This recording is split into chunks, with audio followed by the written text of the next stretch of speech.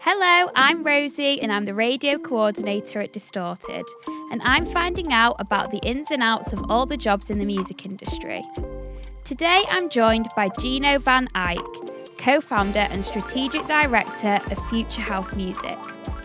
We talk about how he began in the music industry at such an early age, his journey as an entrepreneur, and his advice on carving out your own career path in music. Enjoy!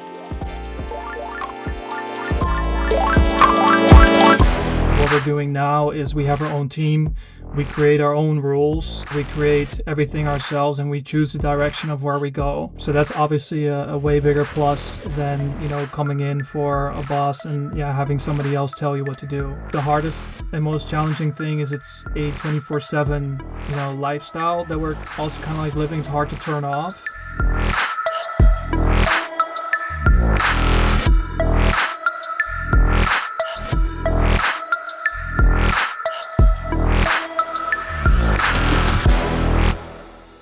Hi Gino, thanks for joining me today. You are the strategic director and co-founder of Future House Music. Correct, yeah, co-founder, strategic director. Yeah, could you tell us a little bit more about Future House Music? Sure.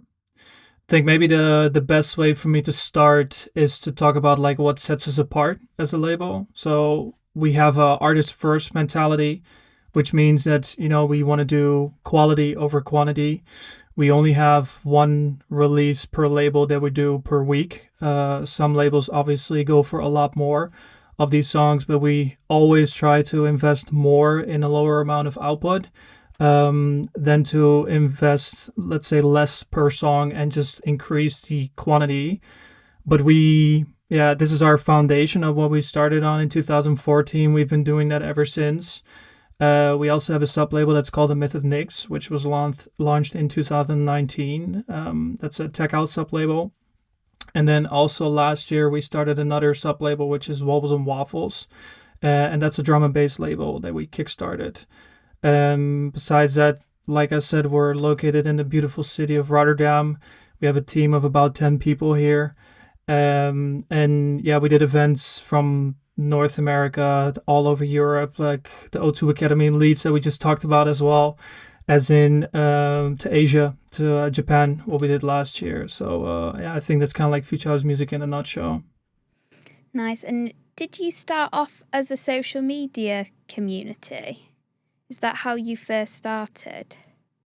I think one of the other things that also really set us apart is that we had a very big community behind us, because we have we started also with a YouTube channel. So maybe a little bit more about me and my business partner. I was focused a lot on like the label stuff, and my business partner Art, he actually came up with the YouTube channel. And with the YouTube channel, we were not limited to only post music that belongs to us or we necessarily own the rights, but it was also just for the movement and people that wanted to hear more of this music, that we basically posted anything from any label, including ours, but also of other people. And I think that definitely had a very strong foundation for, the whole company of Future House Music, because we were really pushing a movement. And that's also where the social media aspect came in, that we always had like a very large community of people following us, maybe out of fandom for the artists that we push, or maybe out of fandom for the songs that we, create and sign ourselves. But we weren't necessarily restricted to anything. And I think that was also one of the things that we had a lot of flexibility with.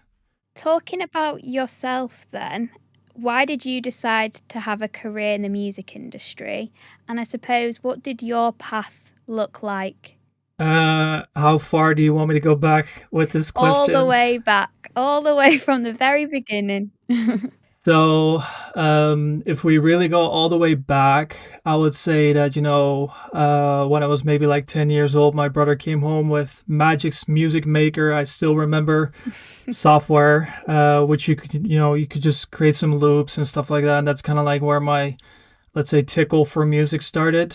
And then over the years, high school, spent all of my free time and also like not free time that I should have studied on just making music, producing music. I was selling reggaeton beats to South American rappers online. I was selling samples online on DVDs on like the Dutch eBay. And throughout high school, me and my business partner, we actually were in the same class. And I used to DJ at some school parties. He had a DJ set. So then after hours, after school, we used to play together as well at his house, and then started performing at some small shows as well, like at school parties or local events.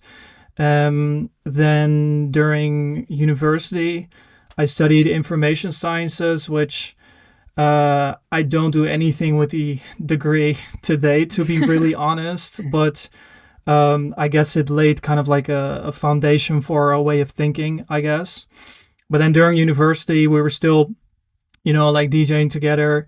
And actually, we went more on like the entrepreneurial side to discover, the business of music.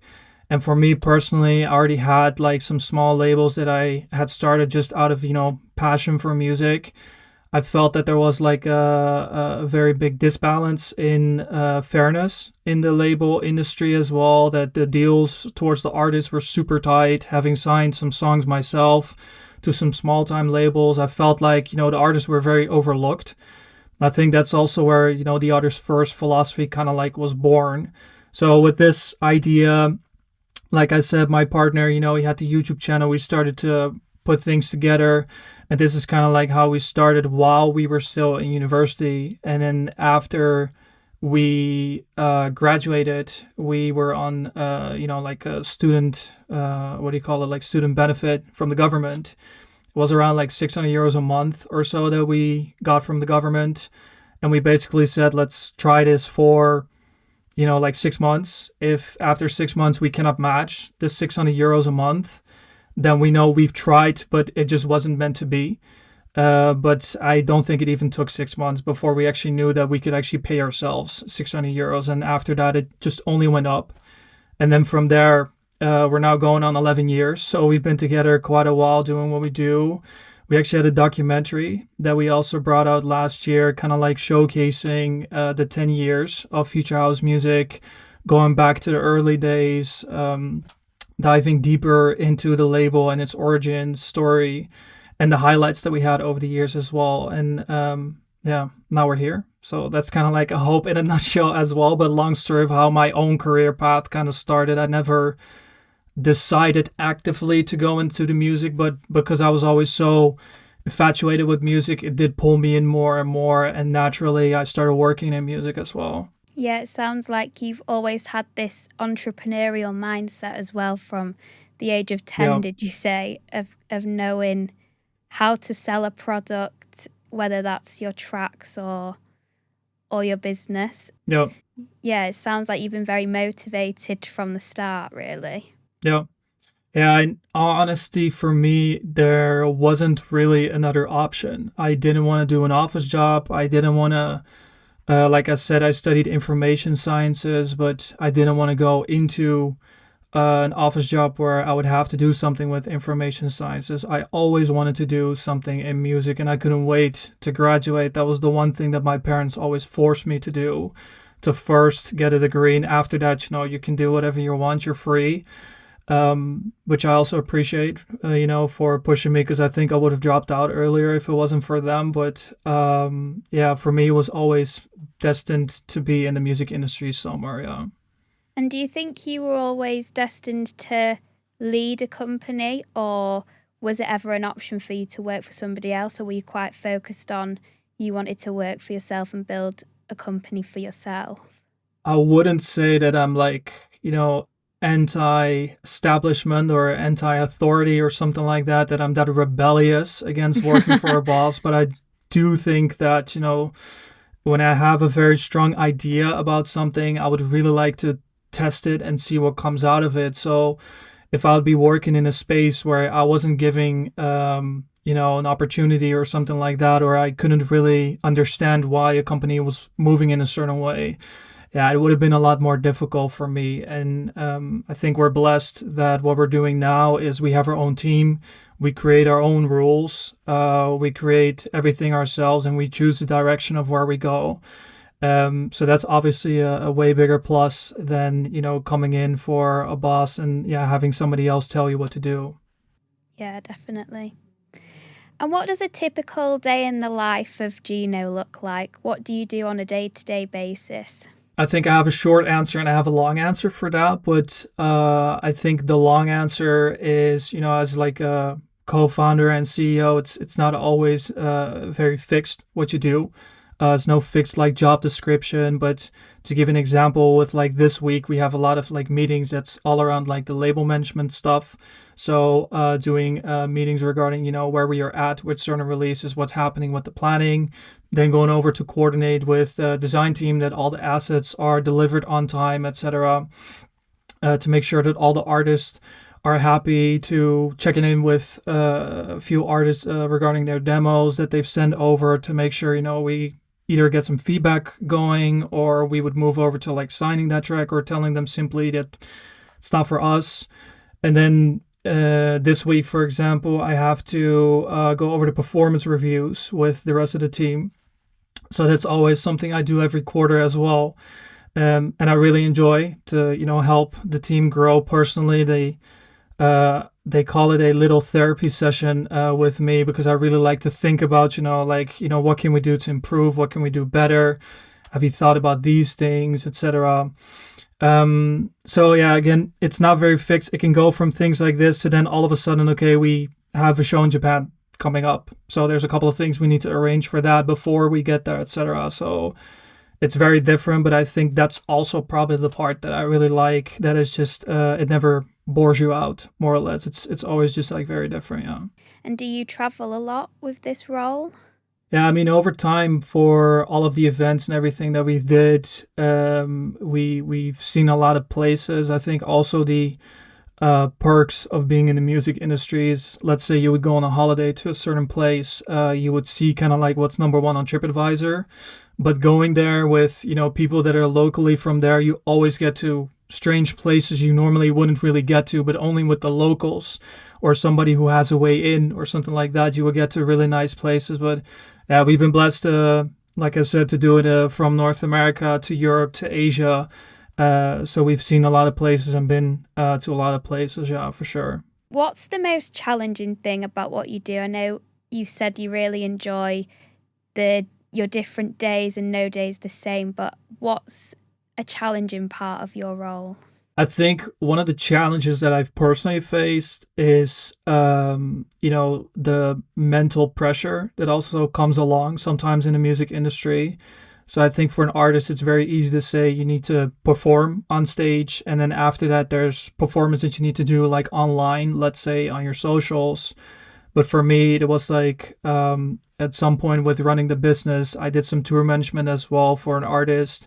Very, loving what I was doing, but at the same time not taking the right care of myself. And it was very easy to like creep up from out of nowhere, that I started having, panic attacks, and later turned out into like a burnout. So I think the hardest and most challenging thing is it's a 24/7, lifestyle that we're also kind of like living. It's hard to turn off, but it was only after that I started paying attention to balancing things out a little bit more in my life, and also turning that switch off at some point, because you need it. And I think a lot of artists are also dealing with the same problem, that it's very hard to also turn off. It's 24/7 something that always keeps on going. Yeah, and it's really important it's like a lot of jobs have work-life balance, and I think the music industry is one that the lines are very blurred between that.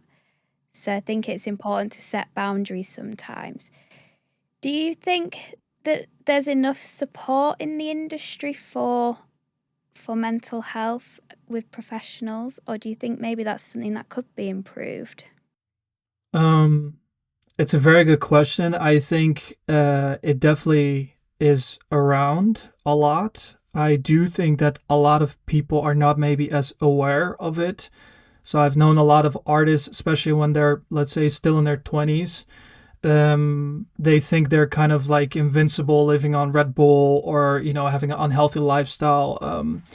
And there's definitely people around you that can help. But I usually notice that the hardest thing to break is first the boundary of them, realizing that this doesn't last forever. You're going to run into a wall at some point. And then after that, they need to find the right people around them. And from what I've seen, there's always a lot of good people in the music industry that really care personally. They're emotionally invested in the people that they work with. But I think the awareness in terms of mental health could be better, so that it's more of an important thing even when you're feeling fine and you're doing okay. It is something you need to think about today, because it's not something like that comes up like a headache. You feel it like, oh, maybe tomorrow I have a headache coming up or something. It's really something that creeps up over years and years of more or less abuse of your body and your mental state. And it doesn't switch off by taking a pill. It's building down again. The overstressing that you've been doing over those years needs to be built down again. So that's something I always try to tell the artists that I work with a lot as well, to take care of themselves. And the people in our team is the same thing that I also tell them, like, taking care of yourself and of your body is really important, even if you don't feel like it's important for you right now. It will be important at some point for everyone. Yeah, definitely. I think there's a lot of pressure in the industry at the minute as well, with social media and constantly feeling like you have to be ahead of the game. Yeah, for sure. It's definitely a subject that I think needs to be at the forefront of everything in this industry. Yeah. What motivates you personally? My motivation came from the creative drive that I've always had, like we just talked about as well, from an early age on, that I wanted to do something to express myself, through music, through drawings, through writing. So I think doing that is something that really motivates me a lot, being able to do that for a living. And I think also the people that we work with in the music industry also really motivates me. It's not necessarily a work relationship with everyone, but also more on the personal level, just a friendship that you start building with people. And I think working with people then together towards a shared goal in terms of releases with somebody or shows or whatever, and then achieving those goals together, I think that's something that that definitely keeps me going, Yeah, I think that's a good thing about the industry, is your network becomes your friends in a way, doesn't it? Yeah. Part of why also it's hard to turn off sometimes, like there's no, professional work boundary, let's say, for people to just at 10 a.m. or 9 p.m. to start texting you at night or something like that. But at the same time, it's also very gratifying having those people around you. It's very different from just a coworker being at a consultancy company or something like that. Yeah, definitely. It is a very sociable industry. Right. How would you suggest someone could start their career in the music industry? I know it's a really broad question, but I suppose what would the starting steps be? You're saying it's a very boring question, but I myself find it probably the most important question out there, because I also notice that that's a lot of times what people are maybe overlooking when they try to get into the music industry. And something I see a lot when we have vacancies and people apply for it is that with the music industry, it's kind of like an open door that a lot of people would come in. And when we ask them, why do you want to work specifically here? They say, because I love music. I always have music turned on. I had somebody, for example, in a motivation letter write that she loved to cook for friends and she would play all kinds of music for them. And that's something that I definitely understand from their point of view, to, that they're thinking like, that's why it's important for me. But I always give the example as well that I am a very big lover of pizza. I love to eat it every day, but it doesn't make me a pizza baker. I would love to eat it every day. I cannot eat it every day, but if I would, if I could, I would. But it doesn't make me a great pizza baker. So we're looking for, that extra mile, as in like, what are you going to add as value for our company? And that's where, some proven experience comes in. So a little bit deeper besides just, I like to listen to music a lot. We're not going to request people to be a DJ Mag top 10 DJ or something like that. But it is important that we can kind of see that you've done more than just listening to music. So even if you're not a music producer, that you would, for example, say like, I had a friend who was a music producer and I tried to manage him for some time. Or I asked him, could I run your TikTok and give you some ideas, that you can record.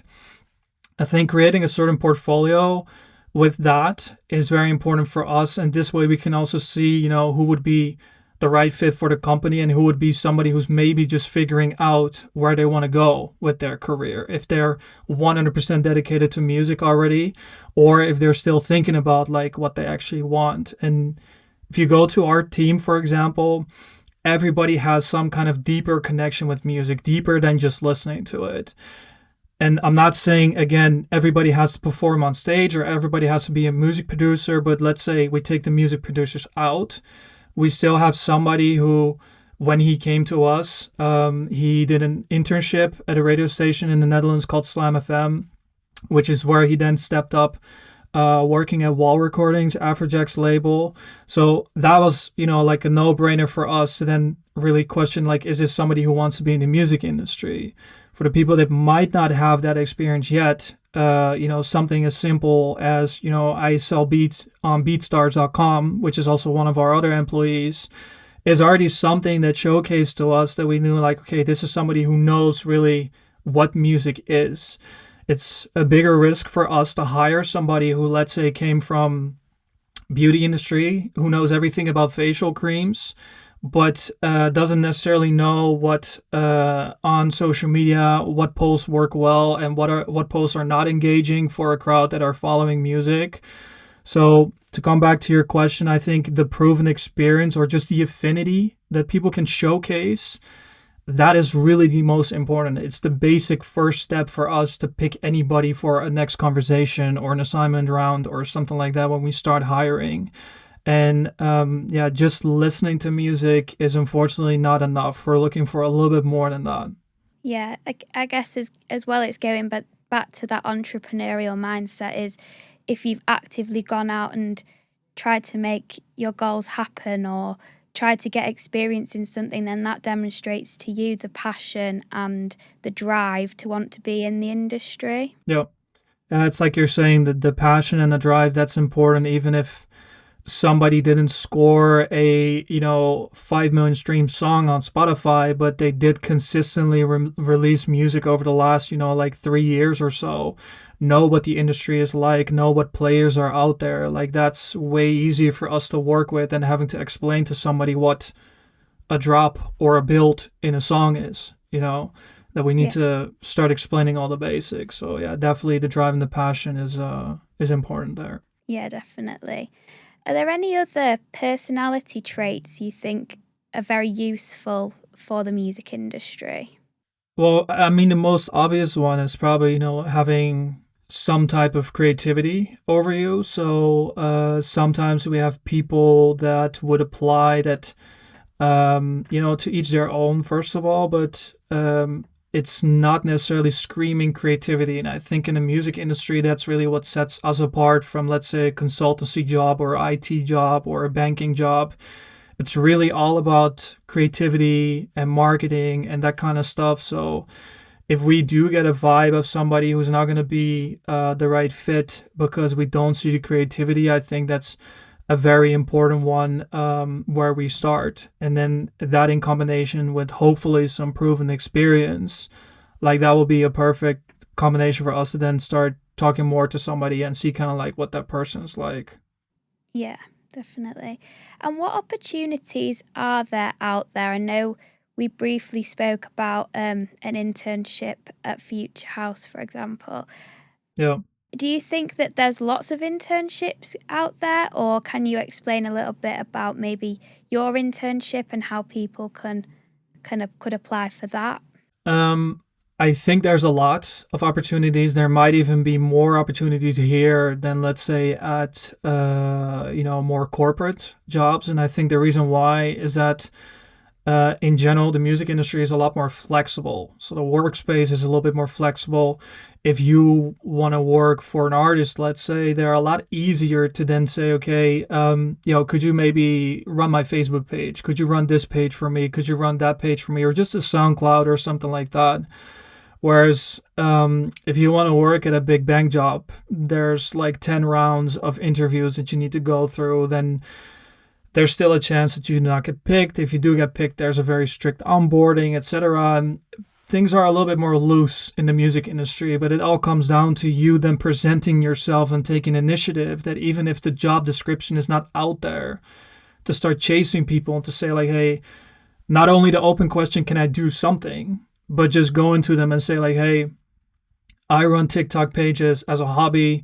I even get more engagement on my videos than you do. And I've been following you for maybe like a year or 2 years or something like that. I think these could be great ideas. And I think that, especially in the music industry, they're a lot more open to then say, this guy, he knows something. And we would love to have him on board, even if it's for an internship. So I think people are a lot more flexible to interchange people coming into their team and out of their team. And therefore, there's just a lot more opportunity as well, as long as you know kind of like where to go, where you can add value for somebody, and then just, making a ballsy move of just approaching them and saying like, hey, I think I could do this better. I could add something for you there. Yeah, I suppose it's also about creating your own opportunity rather than seeing a job advert for an internship. Maybe, like you say, be a bit more ballsy and contact the company and say, I'm really good at this. Do you have this job going? Because I couldn't do it X, Y, and Z. Yeah, and I think what also is important is that even if the description is not out there, there's not an open vacancy for a certain role, already letting people know, like, I'm very good at this, but you might not have a spot for me right now, but please keep me in the back of your mind. Then before they start going through the vacancy next time, they'll probably just send you a message and just say like, hey, we talked a year ago or 2 years ago. There is now an opportunity, and we would love to know if you're interested. So I think especially putting, your personal brand out there with people, getting your name out there so that they remember you as well when it does come up is also very important, and not always hold off and wait until there's like an official position somewhere, because you never know. Things are so fast in this industry. They might need somebody like the next day, or they might need somebody in a year. But just put your name out there, and then at some point people are going to call you back and say like, hey, we talked about this, and I think we could do a coffee sometime to talk about some things some more, I speak about it a lot in these conversations, but your network's quite important in that regard then. Researching labels and who works there and getting in touch with them, even if it's just for a coffee or a Zoom call, you're building your own network for these opportunities. Yeah, building the network is very important, and I think that's also where a lot of people might misjudge, that they think like, who am I? I'm a nobody. Why would somebody speak to me? That when you do reach out to people long enough and you try to be in a certain room with somebody, so even if it's just going to shows as a guest or something like that, the more you do it, the more you'll get out there, the more people will remember your face. And at some point, somebody will reach out to you and say like, hey, I seen you everywhere, or we talked before, or something like that. But that's where investing in your network is very important, even if there's not a direct one-on-one, goal that you can make going somewhere. It might be next year that it actually starts paying off, but who knows, Yeah, as long as your name is in somebody's head. Right, and your face, yeah. And your face, yeah. If you could change one thing about the industry right now, what would it be? I know we briefly touched on the mental health side of things, but is there anything else that you would like to change right now? Right. So since we already touched base on the mental health, I'm going to just skip over that because I think we probably covered it. But maybe more on the ethical side of things, one thing that I would hope to change at some point in the future is that I think it is becoming more and more increasingly hard for people to actually make a living just off streaming alone. And the payouts per stream have been going down year over year over year. And yeah, people have to do a lot nowadays. It's not just, making music. It's being a musician, being a mixing and mastering engineer, being a social media genius, being a graphic designer, being a marketeer, etc. And it just streaming alone is becoming harder and harder for them to make a living. So I think it would be terrific if, people with quality music could say, like, I can do this for a living without, for example, having to try 5 or 6 other side hustles that I actually don't want to spend my time on in a week, but I have to make a living somehow. And to maybe bridge it back to the mental health part, I've seen people crumble when they're still in that intermediate phase of, I have a daytime job, but I would like to do music. And then coming from that job, being exhausted, and then having 50 billion things to do. Is also where their mental health will usually deteriorate if they don't have the right attention for it as well, to like give themselves some space and some peace of mind. So it's really, really hard when people are in that intermediate period of not being able to live off of it, having to do another job.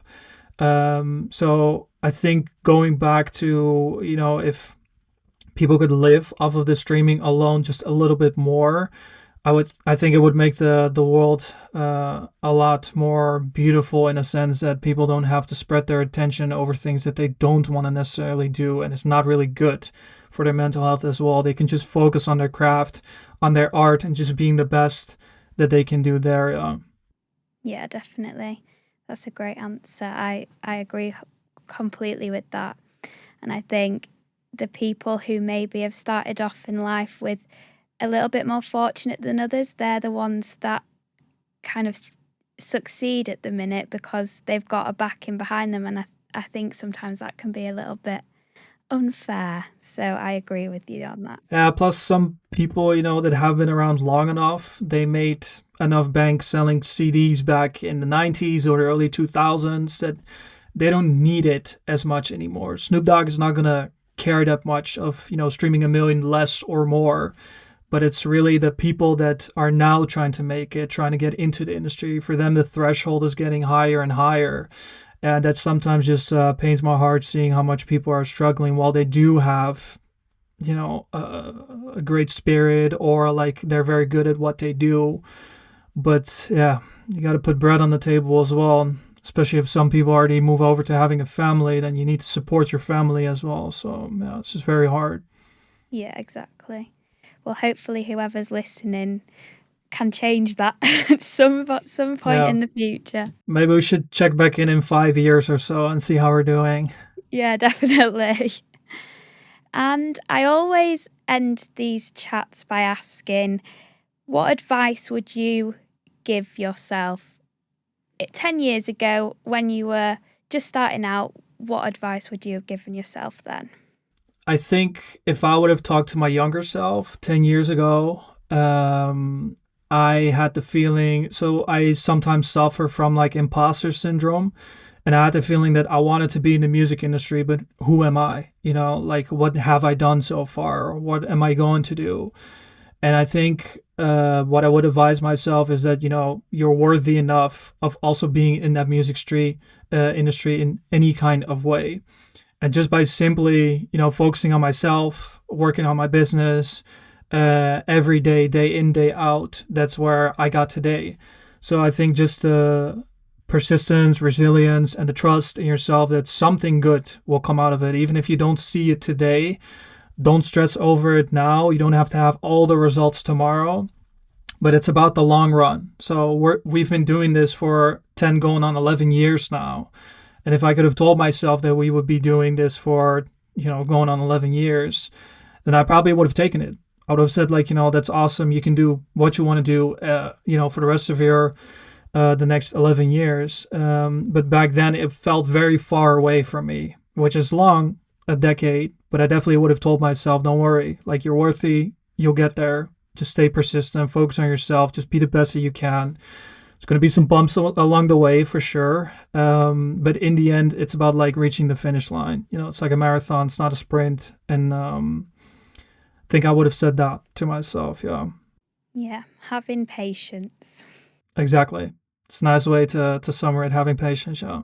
Yeah. Perfect. Well, that seems like the perfect natural ending. And thank you so much for joining me today. I know how busy you are running a company, so it's been brilliant and some really great advice in there too. So thank you. Thanks for having me.